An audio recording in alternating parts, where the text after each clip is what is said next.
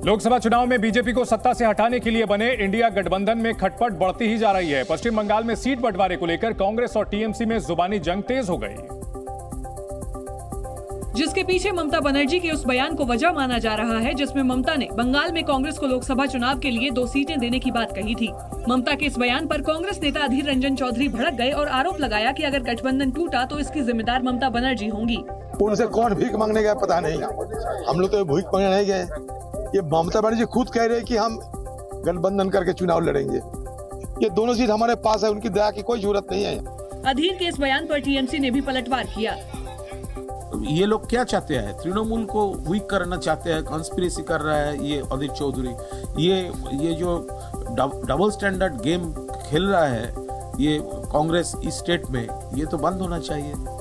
अधीर रंजन चौधरी ने ये आरोप भी लगाया कि गठबंधन टूटने की सबसे ज्यादा खुशी पीएम मोदी को होगी, जिनकी सेवा में ममता लगी हैं।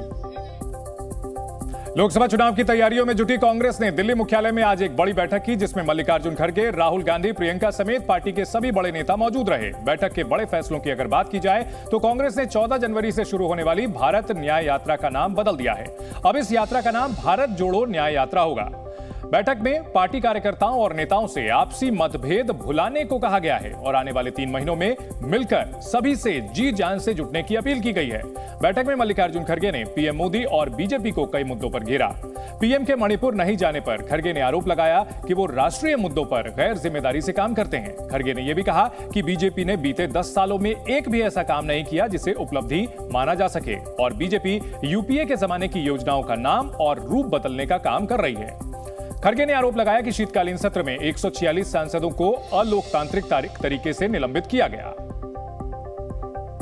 प्रधानमंत्री नरेंद्र मोदी कल लक्षद्वीप के दौरे पर थे, जहां उन्होंने जनसभा को संबोधित करने के साथ ही कुछ वक्त समुद्र किनारे भी बिताया, जिसका वीडियो प्रधानमंत्री ने सोशल मीडिया पर शेयर किया है। इन वीडियो में प्रधानमंत्री का अलग ही अंदाज दिखा। एक वीडियो में प्रधानमंत्री कुर्ते पजामे पर शॉल लपेटकर समंदर किनारे टहलते दिखाई दिए। लक्षद्वीप की प्राकृतिक सुंदरता का आनंद उठाते हुए पीएम मोदी समुद्र तट पर सुबह की सैर भी करते दिखे। वहीं दूसरे वीडियो में पीएम मोदी का अलग अंदाज दिखा। पीएम मोदी स्नॉर्कलिंग का रोमांचक अनुभव लेते नजर आए। इसके अलावा उन्होंने बीच पर बैठकर लक्षद्वीप की प्राकृतिक सुंदरता और वहां के एकांत का आनंद लिया। तस्वीरों को उन्होंने साझा किया और बताया कि लक्षद्वीप की प्राकृतिक सुंदरता ने उनके अंदर एक ऊर्जा भर दी है। अब वो 140 करोड़ भारतवासियों के कल्याण के लिए और भी अधिक मेहनत करेंगे।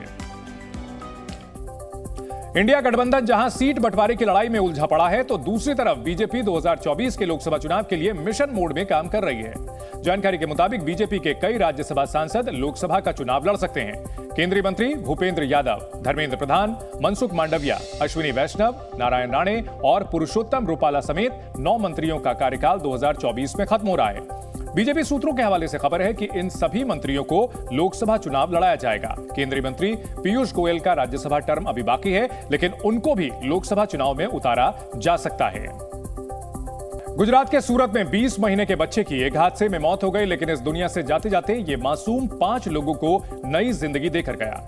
20 महीने का रेयांश यश गच्चर 28 दिसंबर को गलती से घर की पहली मंजिल से नीचे गिर गया था। इस हादसे में उसके सिर में गहरी चोट आई और 1 जनवरी को सूरत के डॉक्टरों ने उसे ब्रेन डेड घोषित कर दिया। बच्चे के ब्रेन डेड होने के बाद अंगदान से जुड़ी डोनेट लाइफ नाम की संस्था ने उसके घर वालों से संपर्क किया और उनको समझाया कि रेयांश के शरीर के हिस्से कैसे किसी दूसरे इंसान को नई जिंदगी दे सकते हैं। डॉक्टरों और संस्था के लोगों की सलाह पर रेयांश के परिवार वाले अंगदान के लिए राजी हो गए। इसके बाद रेयांश की दोनों किडनी, आंखें और लिवर जरूरतमंद लोगों को दान कर दिए गए। 20 महीने के रेयांश की दोनों kidney institute of kidney disease and research centre Ahmedabad को दे दी गई, जबकि दोनों आंखें सूरत के ही लोक दृष्टि चक्षु बैंक को दान कर दी गई। वहीं रेयांश का लिवर मुंबई के नानावती अस्पताल में भर्ती 12 साल के बच्चे को दिया गया। लिवर को तय समय के अंदर सूरत से मुंबई तक पहुंचाने के लिए 281 किलोमीटर लंबा ग्रीन कॉरिडोर बनाया गया, जिसकी वजह से यह दूरी 3 घंटे 45 मिनट में तय की गई और समय पर लिवर ट्रांसप्लांट किया जा सका। दिल्ली समेत पूरे उत्तर भारत में कड़ाके की ठंड के साथ साथ घने कोहरे की मार देखी जा रही है। दिल्ली में कोहरे के कारण विजिबिलिटी कम हो गई, जिसका सीधा असर यातायात पर देखा गया। घने कोहरे के चलते दिल्ली एयरपोर्ट पर कई फ्लाइट्स लेट हो गईं, तो वहीं 26 ट्रेनें देरी से चली, जिसकी वजह से यात्रियों को काफी परेशानी का सामना करना पड़ा। पारा जो है वो एक जम्मू कश्मीर में ठंड का प्रकोप लगातार जारी है। जम्मू कश्मीर के कई इलाकों में न्यूनतम तापमान 0 से नीचे चला गया। वहीं श्रीनगर में तापमान -3.8 डिग्री सेल्सियस दर्ज किया गया। ठंड की वजह से डल झील का ज्यादातर हिस्सा जम गया है। यूपी के आगरा में घने कोहरे की वजह से ताजमहल की विजिबिलिटी 0 हो गई, जिसके बाद वहां आए पर्यटक ताजमहल का दीदार नहीं कर सके। पर्यटक ताजमहल के साथ अपनी फोटो लेना चाहते थे, लेकिन कैमरे में धुंध के अलावा कुछ भी नजर नहीं आया। राजस्थान के जयपुर में घने कोहरे और सर्द हवाओं के चलते तापमान में गिरावट दर्ज की गई। वहीं ठंड से बचने के लिए लोग अलाव का सहारा लेते नजर आए। मौसम विभाग के अनुसार आने वाले दिनों में जयपुर में बारिश हो सकती है, जिसके बाद शहर में ठंड और बढ़ने की संभावना है।